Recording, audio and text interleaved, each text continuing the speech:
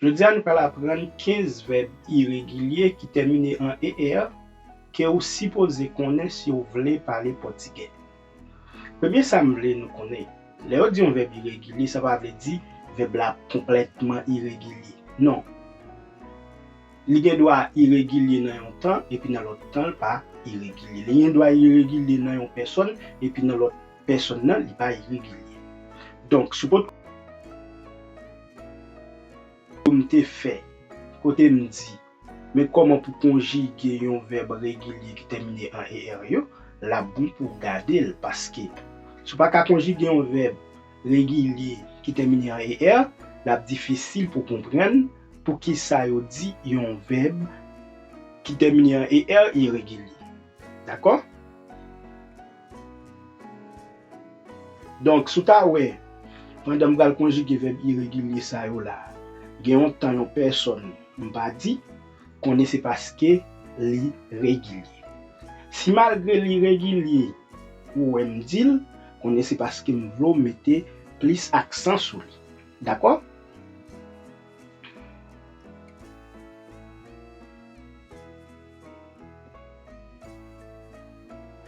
Premier verbe irrégulier qui termine en er, on apprend c'est verbe saber. Verbe saber, indicatif présent, c'est seulement première personne qui est irrégulier. Après ça, toutes les personnes sont réguliers. On dit et ou sais, ça veut dire je sais, moi connais. Après ça, passer simple verbe saber irrégulier. On dit eu, você, ele, soube. Nós soubemos. Vocês, eles souberam. Verbe saber irrégulier dans subjonctif là tout. Que eu, você, ele, saiba. Que nós saibamos. Que vocês, eles saibam.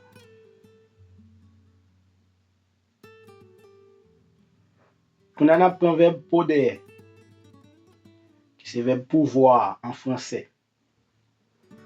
Eu posso, você, ele, pode. Nós podemos.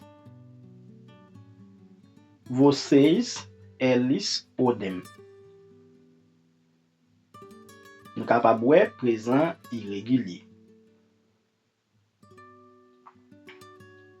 Passé simple verbe poder. Eu pude. E mon cap di pude. Você ele pode. Nós podemos. Vocês eles poderão. Verbe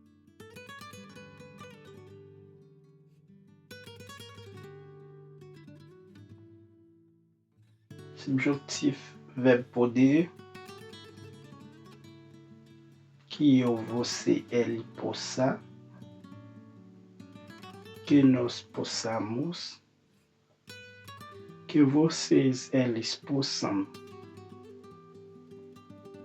Verbe trazer, que signifie apporter, emmener, porter venir, porter aller.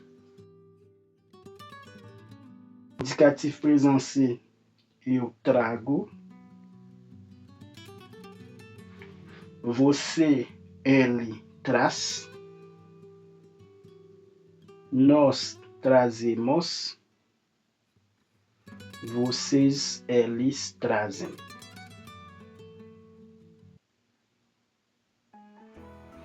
Passé simple, verbe trazer. Eu, você, ele trouxe. Nós trouxemos. Vocês, eles trouxeram.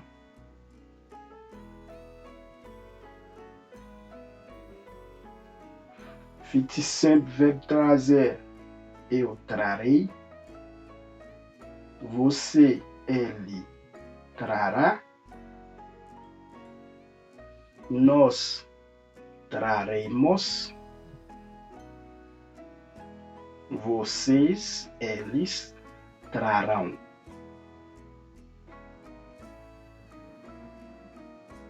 Conditionnel présent, verbe trazer.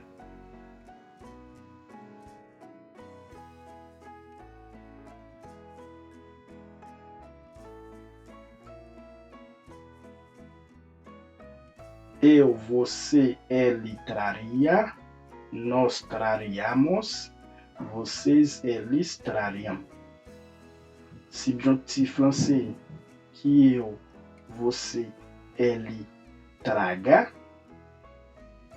que nós tragamos, que vocês, eles tragam. On apprend o verbe fazer, que signifie faire en français. Indicatif présent irrégulier tout. Eu faço, você, ele faz. Nós fazemos, vocês, eles fazem.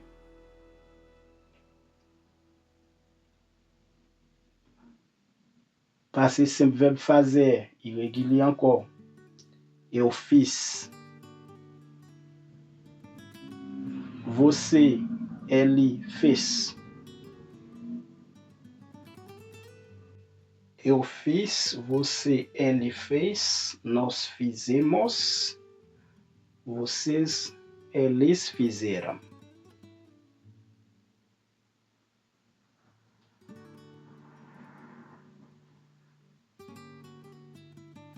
Fictício simple, verbe fazer.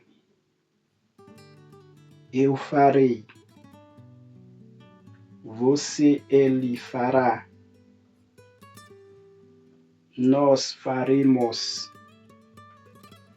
Vocês, eles farão. Conditionnel présent, verbe fazer. Eu faria. Você, ele faria. Nós faríamos.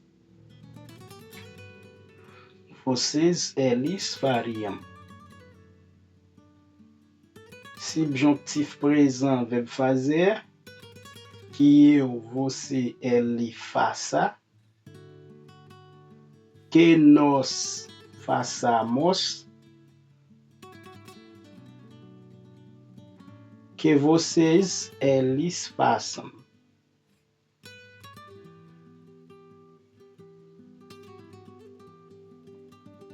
Verbe dizer. Signifie dire.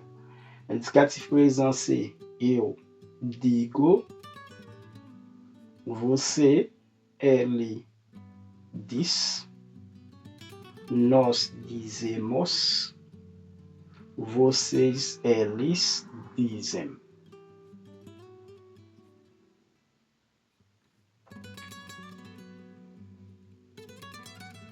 Passé simple, verbe dizer. Eu, você, ele disse. Nós dissemos. Vocês, eles disseram. Fictício simple, verbe dizer, c'est. Eu direi. Você, ele dirá. Nós diremos. Vocês, eles dirão. Conditionnel présent, c'est. Eu diria. Você, ele diria. Nós diríamos. Nós diríamos. Vocês, eles diriam. Subjuntif présent, verbe dizer. Subjonctif présent, verbe dizer se, que eu, você, ele diga. Que nós digamos. Que vocês, eles digam.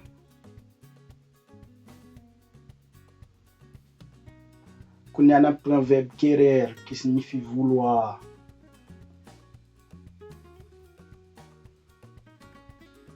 Eu quero. Você, ele quer. Nós queremos. Vocês, eles querem.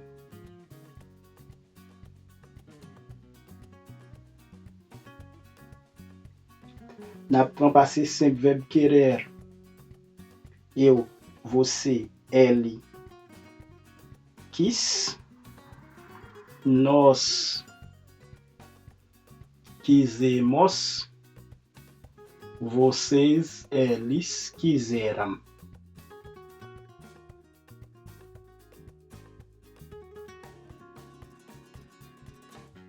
Subjonctif présent, verbe querer. Que eu, você, ele queira. Que nós queiramos. Que vocês, eles queiram.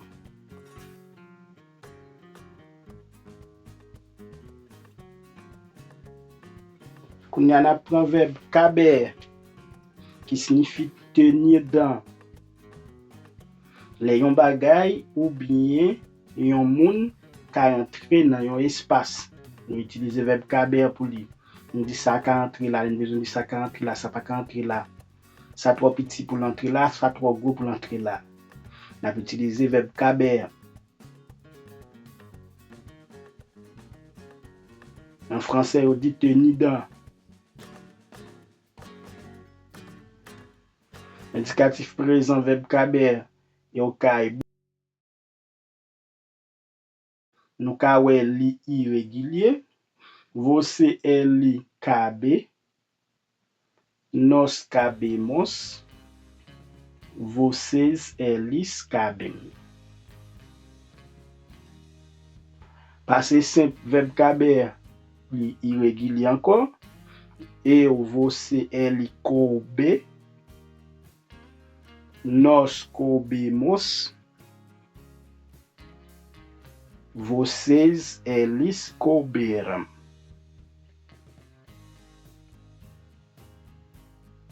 Subjonctif présent, verbe caber, que eu, você, ele caiba. Que nós caibamos. Que vocês, eles caibam.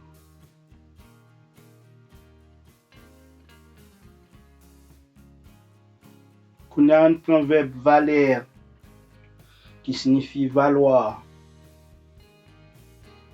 très irrégulier, indicatif présent c'est eu valio. Vous entendez ça me dire? Eu valio. C'est le parti ça qui est irrégulier dans le temps présent. Après ça, subjonctif là irrégulier, qui est você, ele, valia. Que nós valiamos. Que vocês, eles valiam.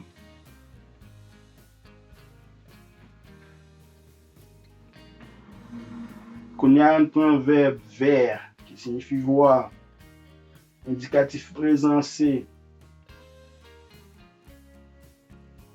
eu vejo, je vois, moi ouais. Você, ele, vê. Nós vemos. Vocês, eles.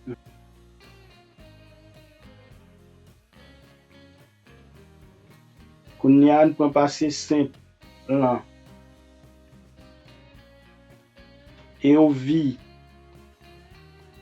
Você, ele viu. nós vimos, vocês, eles viram. Quando há um subjuntivo present, que eu, você, ele, veja, que nós vejamos, que vocês, eles vejam. Quando há um provérbio crê, que significa quoi?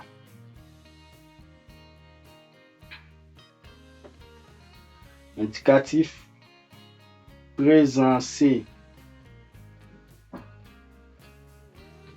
eu creio, você, ele, crê, nós cremos, vocês, eles creem. Subjuntivo présent c'est que eu, você, ele, creia, que nós creiamos, que vocês, eles creiam. Quando há um provérbio ler, que significa ler, indicatif présent c'est eu leio, você, ele, lê.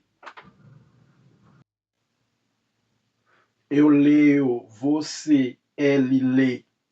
Nós lemos, vocês, eles leem. Subjuntivo présent, verbe ler. Que eu, você, ele, leia. Que nós leamos. Que vocês, eles leiam.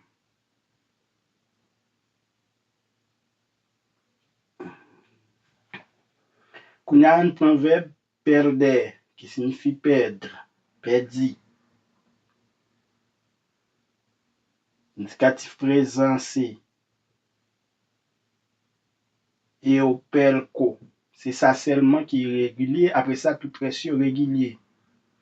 Subjonctif présent irrégulier. Que eu, você, ele, perca. Que nós percamos.